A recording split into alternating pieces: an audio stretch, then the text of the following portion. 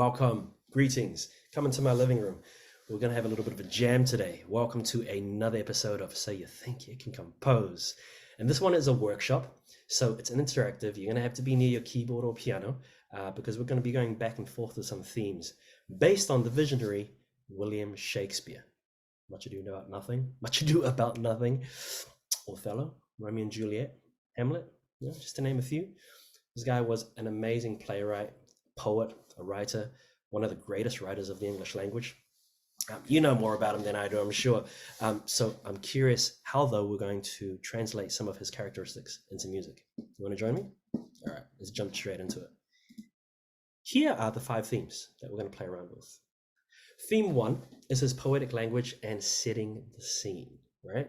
So how would you translate his poetic language into a theme, into a piece of music, and setting the scene for a play, right? So we're going to go back to the 16th century. Pause the video, have a little play around of that idea. All right, we're back. So this is what I came up with. To set the scene, right, going back hundreds of years, I have a lute playing. Maybe a jester sitting under a tree playing, right, with these very, very simple chords. And then, to be or not to be, I chose to write a melody to it, right? And I followed the rhythm of the text. So have a listen to this. To be or not to be, that is the question. Right? Pretty simple, huh? But I thought it'd be a good way to start and introduce with his most famous opening line. When you get to that is the question, I was trying to figure out what kind of harmony to play around with.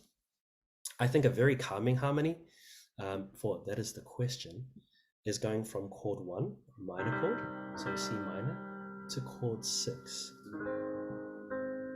You hear that? So this is C minor, and find the 6th chord of that minor scale, and then we're going to head down from C minor to A flat. So it's something for you to play around with as well as you're looking to collect different emotions and harmonies. Yeah. All right, let's go to the next theme, tragedy. All right, take a second, pause the video, go ahead and have a little experiment with tragedy. All right, we're back. So this is what I came up with for tragedy. We've got chords on the outset, so they're about 1, 2, 3, 4 octaves apart, and then the accompaniment is in the middle.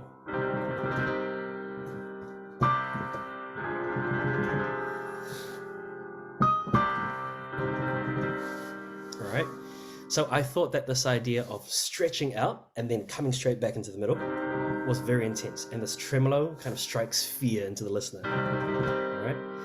This here, this diminished chord, also does the same thing. And it's very old school, this kind of sound. But I feel it works well for this context. So it's something that you can play around with. To create that intensity, we want to spread out the octaves, and then have something in the middle that it's almost kind of like a drum roll that keeps the momentum moving forward. All right. And another thing is when you see this note over here, right, the C and the D, that's actually creating suspense, right? So these two is known as something that's dissonant. It creates a second, and it wants to resolve to the E flat. However, we go straight back down to the D. So if you want notes to rub together, notes that are a second apart are a great combination to use. Yeah. And then resolve right at the end. All right. So that is my take on tragedy. Lose control. No, let's not go there. Comedy. All right. Take a second. How do you translate comedy into music? All right. Did you find some ideas? You want to hear mine? Okay, since you asked. So here is my opening, right? That's actually like a little Elizabethan dance. It's a jig.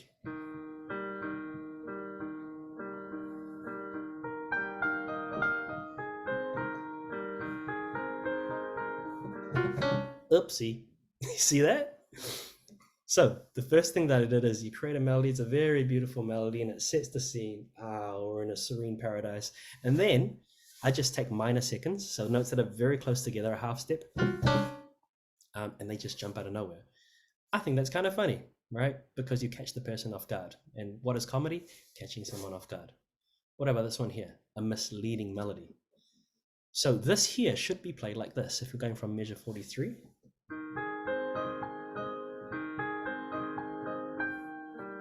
But instead, check out this cheeky number. Oh, and once again, listen to this. It's an E flat and an E natural.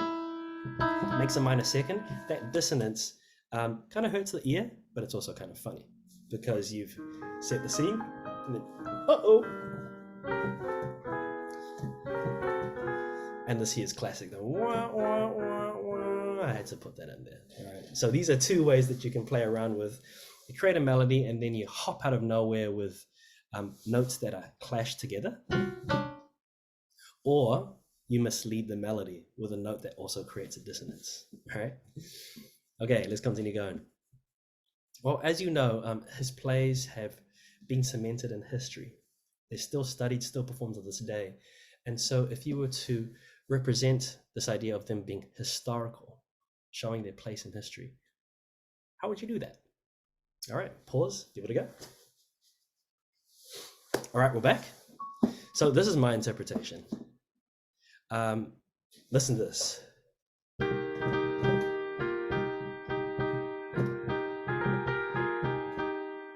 I just think he's the king, right? He's royalty. And so right from the get-go, I mean, especially because of this, his output is so phenomenal and it stands the test of time. It's timeless. I wanted to create this feeling of royalty. So to get a royal or even a regal feeling, dotted rhythms really help. I wrote this in 6/8 and it works really well to create this feeling of swaying from side to side. And when you play around with these intervals, it works well with this as well. To get this feeling of a royal procession or a horn call, use thirds and fifths. And you can do it in the left hand as well. Right? So have a little play around with that there.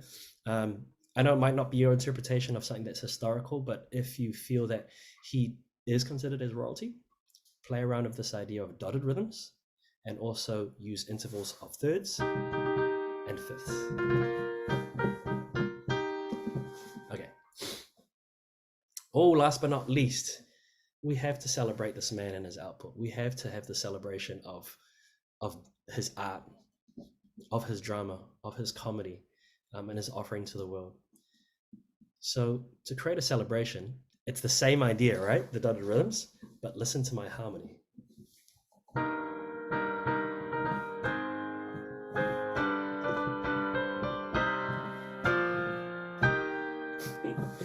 You've heard all this kind of progression before, but I just wanted to run it by you.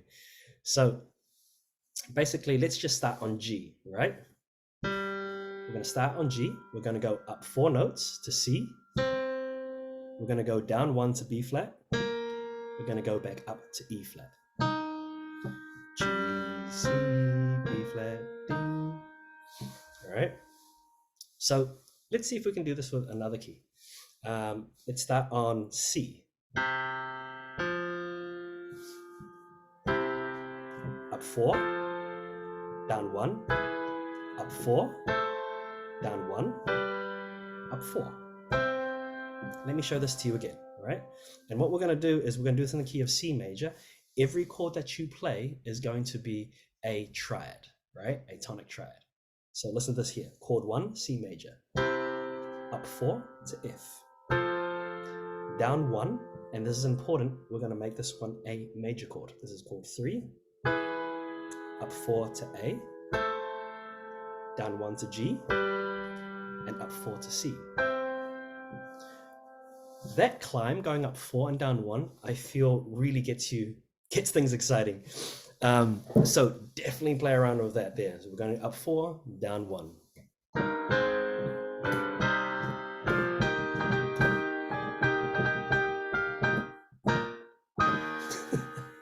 So the idea of these things is play around with them. Sometimes you'll stumble across these progressions by accident. Sometimes you would have heard it in other people's music and you want to play around with it. And then something that you can do is once you get the progression, see if you can play it in other keys, right? It's a really good way to cement some of these themes or new harmonic progressions that you discover, and then connect them to a theme or to a mood, because you can always use them again in other pieces of music. And then every time we hear that, we're going to think, oh, that's celebration. Oh, that's a comedy, right? So continue building your library. Thank you so much for joining me for the workshop, and we'll see you guys again at the next one. Happy creating. Take care, guys.